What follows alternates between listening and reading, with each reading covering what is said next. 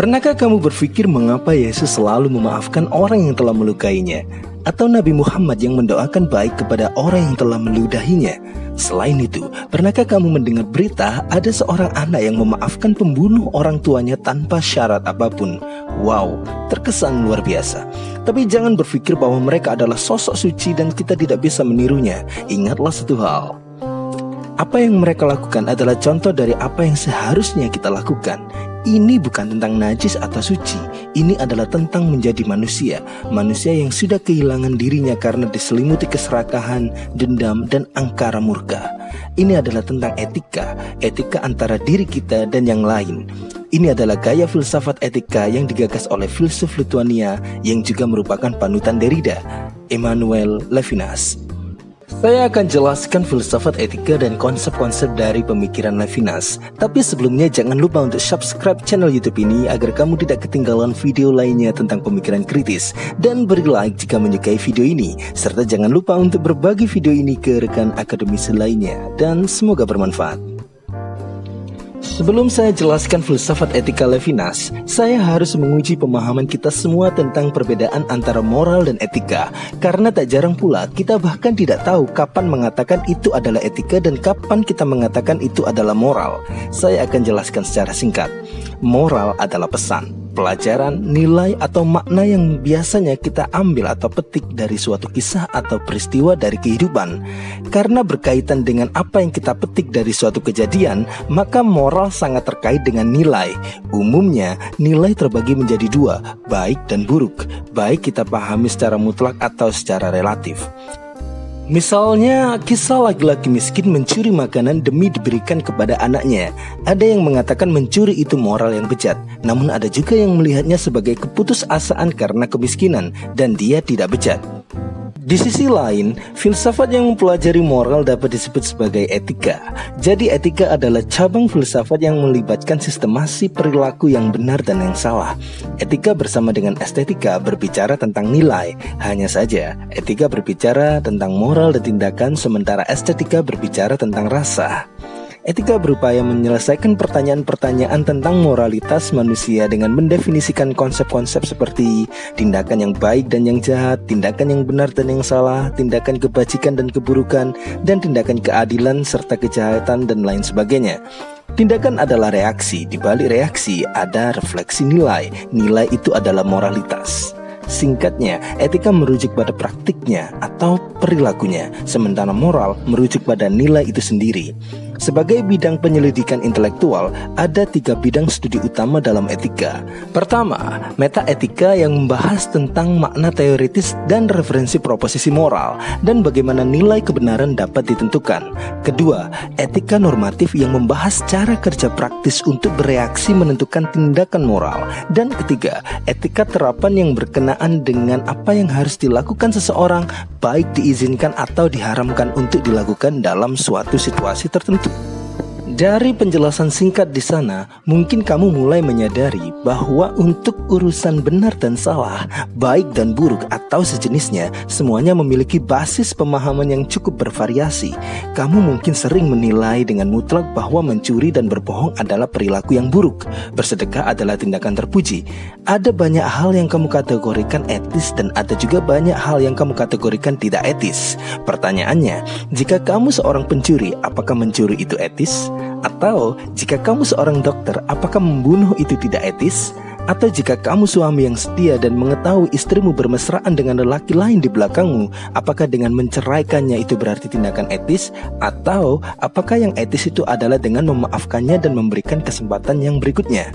Dari sini kamu pasti mulai berpikir bahwa ada hal yang bukan cuma tentang baik dan buruk, benar dan salah, namun ada hal yang melampauinya. Sebut saja pemakluman.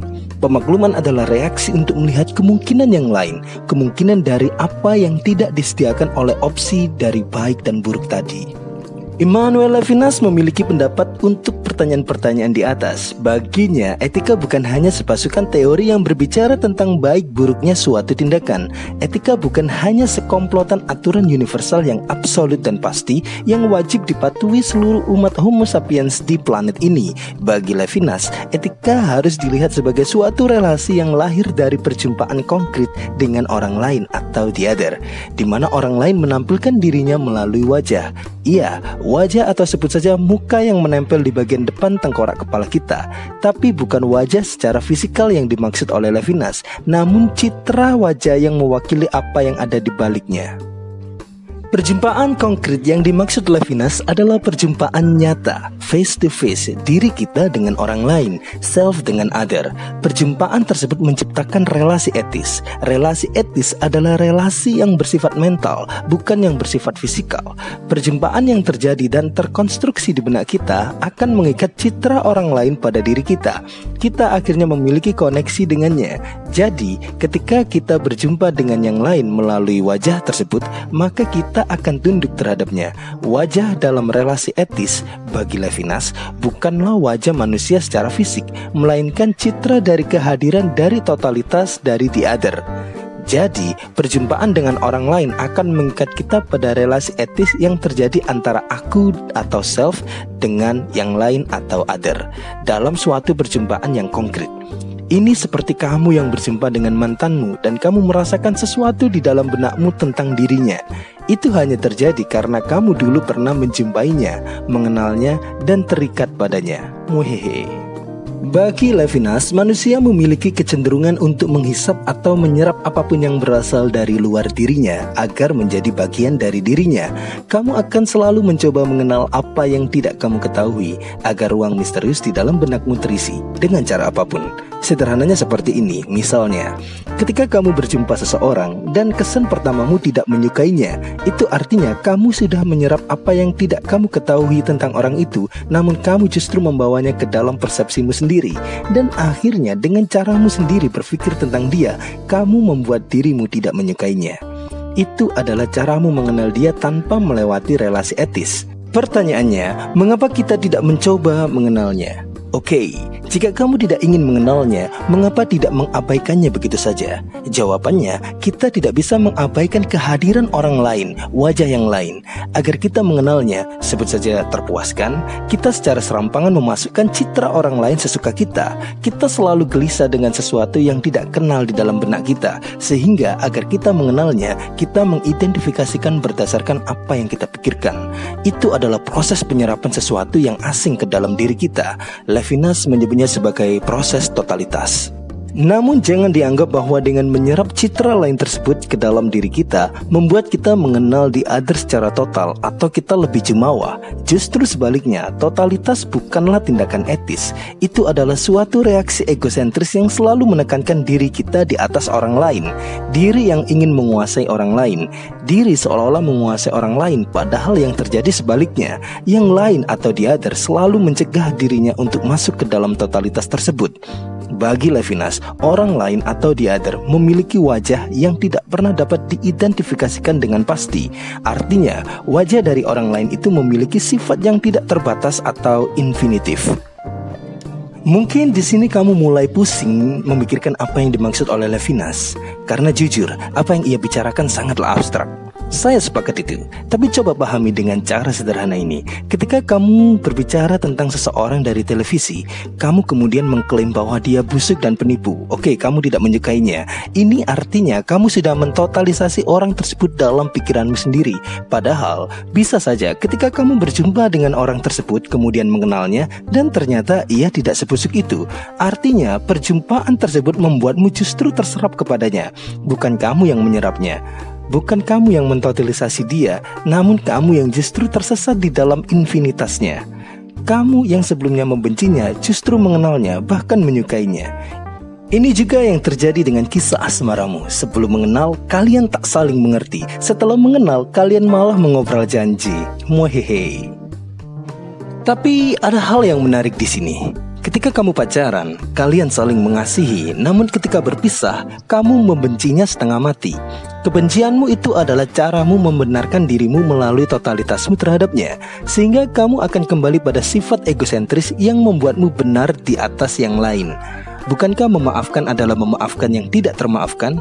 Memaafkan yang termaafkan disebut kalkulasi. Itu bukan permaafan yang murni. Etika Levinas berbicara yang murni atau otentis. Pikirkan itu baik-baik. Selain itu, bagi Levinas, hubungan antara aku dan yang lain tidaklah setara. Aku atau ego atau self selalu tunduk menuju yang lain atau the other. Ini memiliki tanggung jawab atas hidup orang lain, bukan hanya satu orang, hidup semua orang di belakangnya. Tanggung jawab di sini bukanlah keinginan menolong yang hadir karena simpati atau empati, melainkan tanggung jawab yang memang secara alamiah ada di dalam diri manusia, bahkan sebelum kesadaran manusia itu sendiri. Tanggung jawab tersebut berada dalam unmemorable past, atau masa lalu yang tidak dapat diingat lagi. Dari tanggung jawab, diri memiliki dorongan untuk mengorbankan sesuatu demi orang lain. Bagi Levinas, diri sebenarnya terpenjara oleh perjumpaan dan kehadiran orang lain. Sifat egoistik kita terusik dan kita seakan-akan terdorong untuk memikirkan orang lain. Jadi, kamu tidak perlu bersimpati dengan niatan, karena kamu mau tak mau akan bersimpati karena itu adalah hal yang tidak bisa dihindarkan. Itulah filsafat etika bagi Levinas. Manusia etis berarti melayani orang lain dan menyerahkan ego kita sepenuhnya. Apa dari sini kamu mulai paham mengapa Yesus atau bahkan Nabi Muhammad mampu melakukan hal yang mustahil tersebut? Kebaikan yang memang benar-benar tidak ada ukurannya. Itu karena mereka menyerahkan diri mereka kepada yang lain, baik kepada manusia lain atau Tuhan sebagai yang lain. Tapi jika kamu menyerahkan dirimu pada mantanmu, itu namanya budak Cina.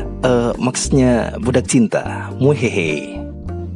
Jika kamu belajar sesuatu hari ini, jangan lupa untuk tulis di kolom komentar. Tetap berbakti kepada orang tuamu, tetap membantu menyeberangkan nenek rapuh di pinggir jalan raya, dan tetap jangan parkir motormu di depan rumah tetanggamu. Sekian, terima kasih.